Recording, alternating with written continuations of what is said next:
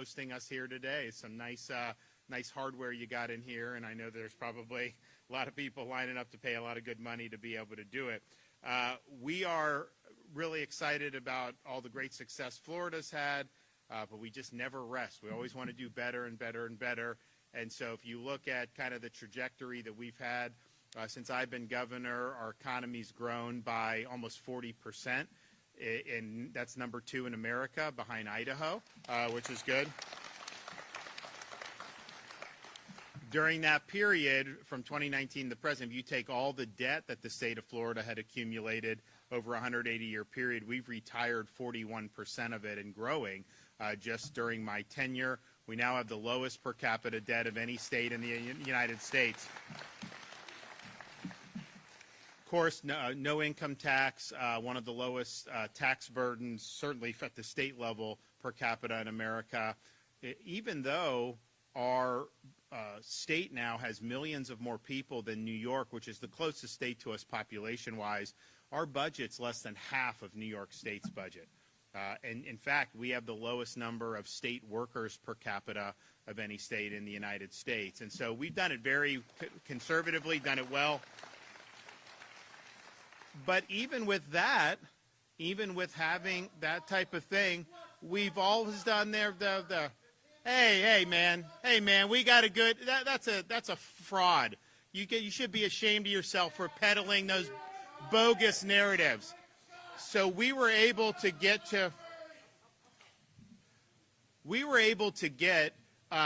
in spite of all of that, in spite of the very cool and very conservative budget, we've been able to do really significant things on protecting environment, natural resources, Everglades restoration, water quality, huge investments, even things like trying to get these pythons out of there that are really causing a lot of problems, beach renourishment, you name it, transportation and roadways. We were able to do Moving Florida Forward, which is about a $7-8 billion extra infusion to accelerate road projects, including some stuff up here in Northwest Florida that were scheduled to be done, but weren't going to be done for, maybe even started for another 10, 15 years. Now these things are going to be done 5 to 10, even 15 years ahead of schedule. And then on education, we've done more on education, whether that's teacher salary increases, school choice, all those things than have ever been done. So we're doing, I think, the big things that really matter, but we're doing it in a way that is sustainable, that respects taxpayers, that's paying down debt,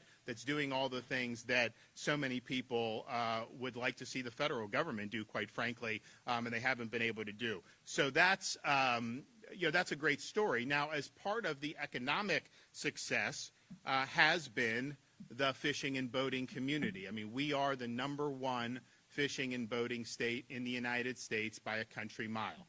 It's not close. This is the place people want to be.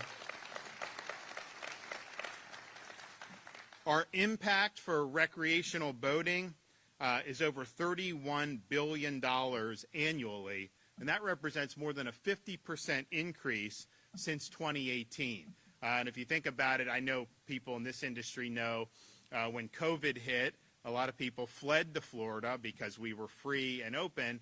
And some of these folks, it's kind of like if you go to Colorado, you got to learn how to ski.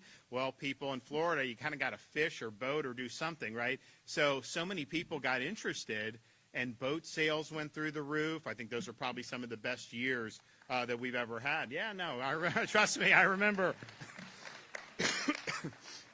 So we now have over 7,000 marine businesses, which support over 100,000 jobs across the state of Florida. We consistently rank #1 in both boat registrations and marine expenditures each and every year. Total boat registrations in Florida in our most recent figures, which is 2023, was over 920,000. So that's a really, really big deal. We also have over 4 million licensed anglers, and there's no better place to come fishing in the United States, and maybe even in the world, than here in the Sunshine State.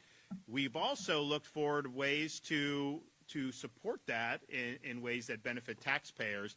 So we have done this freedom sales tax holiday over the summer for the last few years. And we're asking for that to be renewed again in the budget coming up. This is the last week of the legislative session for the legislators. They don't have an agreement on a budget between House and Senate yet. Maybe they will today, but this has been something that's been really successful over many, many years. So this is during the summer, and you get a lot of recreational supplies and activities tax-free.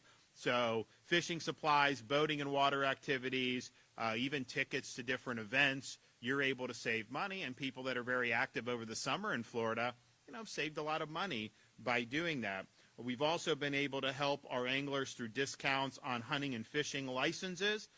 We did an initiative through FWC. We were able to issue more than 75,000 gold sportsman's license, which was basically we made it more attractive. It was cheaper, and then that still generated like $24 million in revenue, because it's kind of like supply side. You give people a reason to do, and a lot of people sign up and they want to do it. So we extended this program last year and want to keep that going. So right now, people that want to go out and try their hand at fishing on any of our salt and freshwater opportunities, you're able to purchase a combined annual fresh and saltwater combo license for just $5. So that's really, really attractive for a lot of people. Now, we want to continue the momentum. So, I have called for in this year's tax package for the legislature to enact a 2-month tax holiday for vessel fuels for Florida voters. So from Memorial Day to Independence Day, vessel fuel tax-free. Wouldn't that be good? It'd be really good up here because people are always out and about. So we want to continue to do that, and hopefully, I know there's a lot of public support to be able to do it. Now, which brings us to today's announcement and why we're here. So when I became governor, we had a lot of the anglers would tell me that the way the federal government had managed this red snapper was not an accurate representation of what was actually there. The data that the feds were using in both the Atlantic and the Gulf were not accurate. There were a lot more fish in the sea than what the federal government and those folks were doing. So I work with FWC. Now, the federal government has allowed the state of Florida to manage the Gulf red snapper. They do not yet allow us to manage Atlantic red snapper, and I'm working with President Trump to get that designation for the east coast of Florida too, because if we could manage Atlantic red snapper, we'd be able to provide a lot of great benefits there too. But on the Gulf, we were like, okay, we can do better than what was done. Do you remember what it was at the start, how many days we were doing back in 2019? Yeah. So, you guys remember. You had some opportunity, but it was a pretty tight window. So we've worked really hard over succeeding years, and so 2024 was the longest red snapper season that we've ever done in the history of state management. It was 103 days for that, and that was way more than had been done 5-10 years earlier. Which is really, really good. That gives people more opportunities to go out. It's good for the economy. It's good for recreation. It's good for culture. It's good for all these things. And so the 103-day season was good. We also did an extension because we had more days, so we're happy to be able to do that. And so you had things like the September, October, November. You had like the Thanksgiving time. You had a lot of opportunities where families have time together. They can go out and fish. And so that was something that's really good. But today, I'm excited to say we're going to do even better. I am pleased to announce that for 2025, the Gulf red snapper recreational season will last a total, and this is record-breaking, of 126 days. And that shatters the records.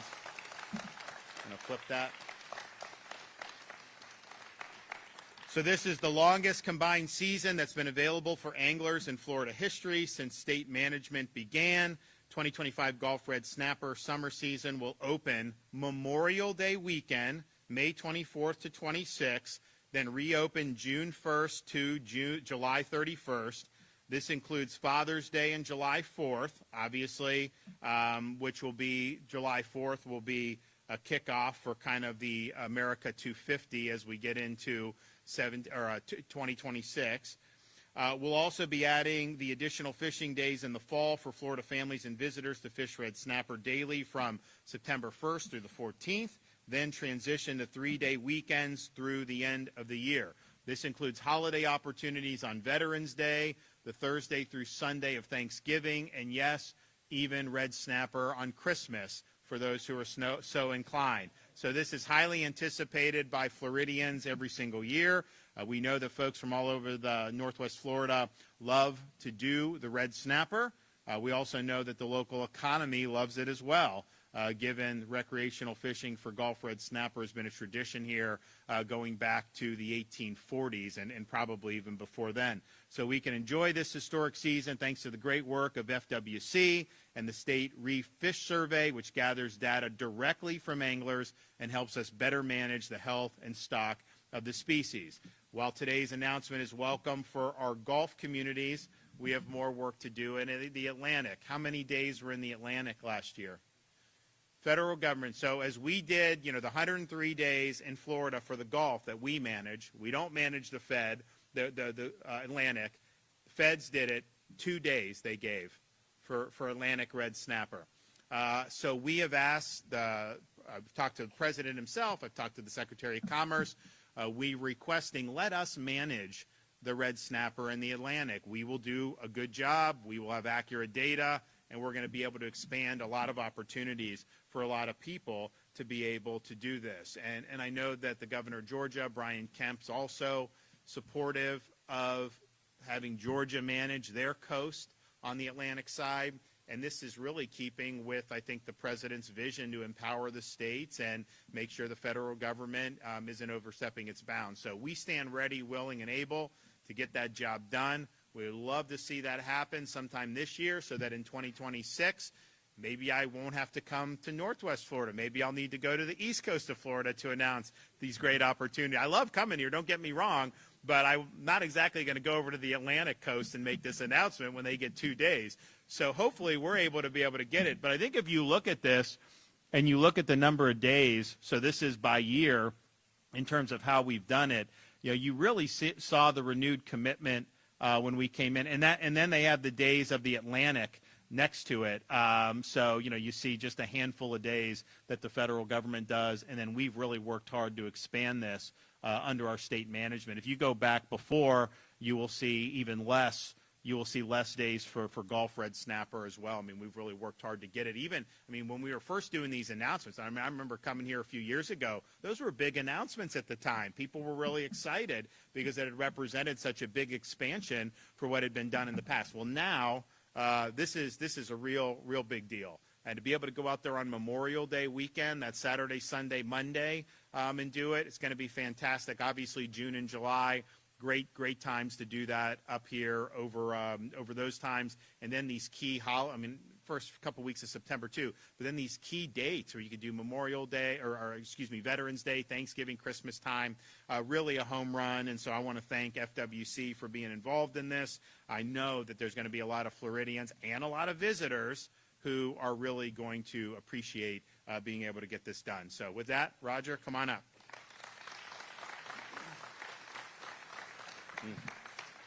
Thank you, Governor. I'm Roger Young, Executive Director of FWC, and it's an honor to be here today.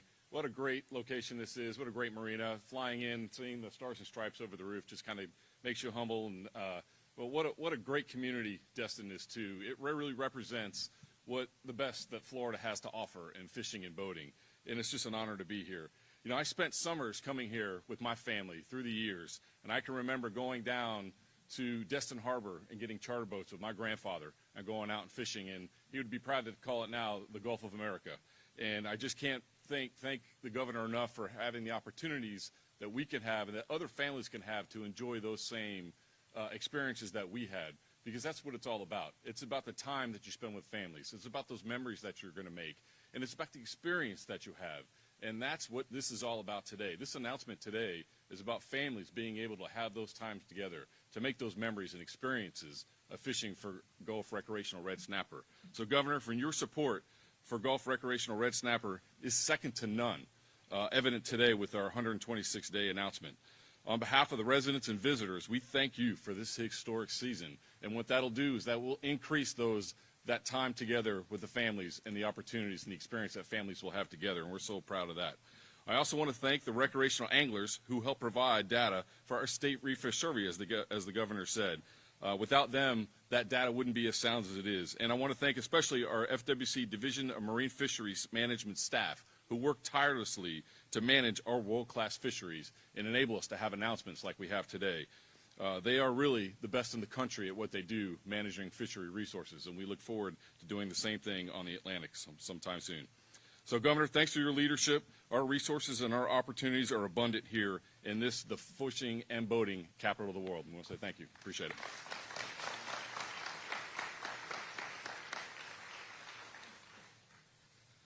Good morning. Thank you, Governor, for everything you do. I'm Clint Rogers. I work with Saltwater Restaurants. I'm here to talk about how this will help. Obviously, it's going to help the boating and the fisheries, but also help our restaurant industry. The red snapper is one of the most sought-after fish that people want to come here and eat. And I have 9 restaurants that are all waterfront restaurants in the local area that I oversee, and we have our own commissary. We break down about 250,000 pounds of fresh seafood that come out of the Gulf every year and process through there. And extending this, making red snapper available is tremendous, because that's definitely what people are sought after to get. So thank you very much. It also helps with our marketing as we are a tourist destination. Our local TDC is absolutely phenomenal. Jennifer Adams and her team, this gives them another bullet or more ammunition to put out there in our marketing to bring families to our area. We talk about memories and people making them on the water. They also make them in the restaurants. When you sit at our restaurants and you're right there on the water and you're looking at the Gulf of Mexico and you're eating a fresh piece of red snapper, you're making memories. And that's important, and that's part of what we do. So thanks again for everything. Good. All right.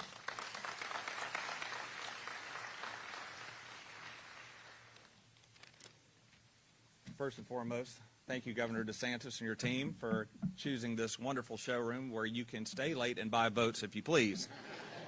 Everyone's here on Monday, so you won't have a problem with that. And thank you guys all for coming, taking time out of your day. We love this place. I've been here for 22 years. My name's Todd Royal. I'm a Jacksonville native.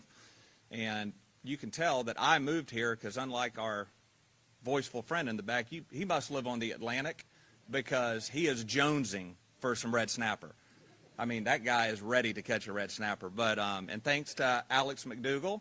She's the young lady that gets to be the general manager of the largest high and dry boat storage facility in the entire country, which also, Guinness Book of World Records, has the largest American flag in the world painted on top of it.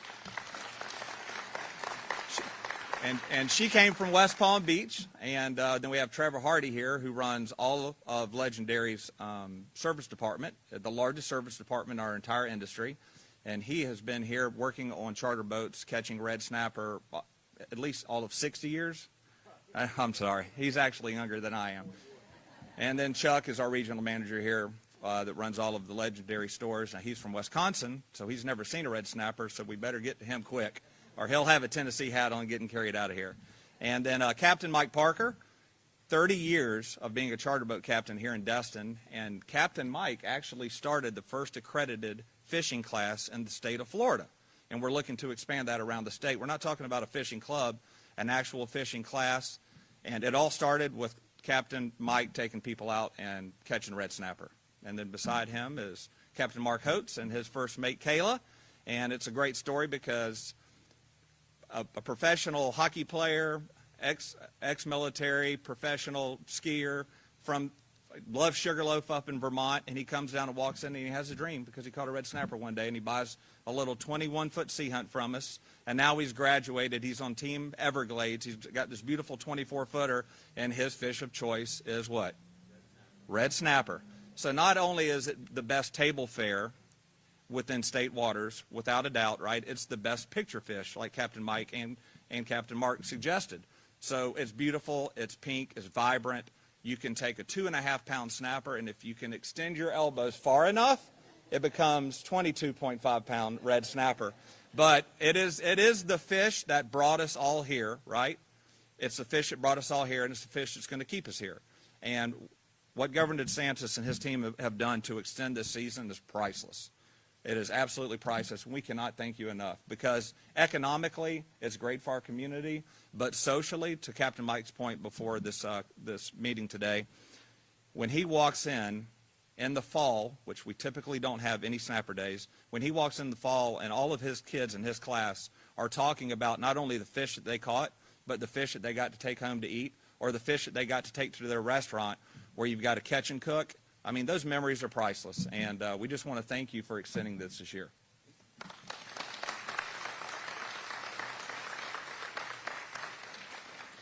Well, I think people are going to be really excited when they hear this news, and you look at the difference between the federal and the state management, and doesn't that just say everything about these federal bureaucracies? I mean, trying to tell you that there's only enough red snapper for 1 or 2 days in the entire year, that entire Atlantic coast. Meanwhile, we're doing this, and the stocks have never been better here in the Gulf. So this is really just understanding what we need to be doing.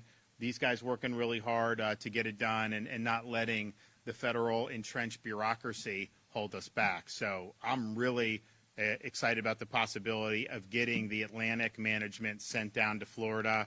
We'll get on it. We'll work very closely. We'd love to get that done this year so that we can really work as quickly as possible to provide some relief for folks on the Atlantic coast. But as it's now, some of these people, they live in like Jacksonville. They kind of got to come here for red snapper, right? So you guys are probably doing okay as a result of that. So thanks, everybody, and please enjoy. Okay, we have any questions back there?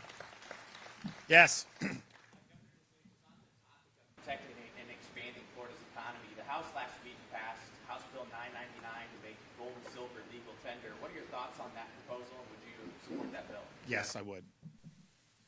Yep.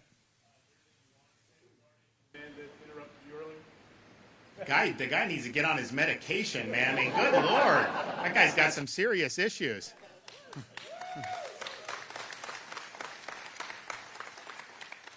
All right. Thanks, everybody. We'll see you soon.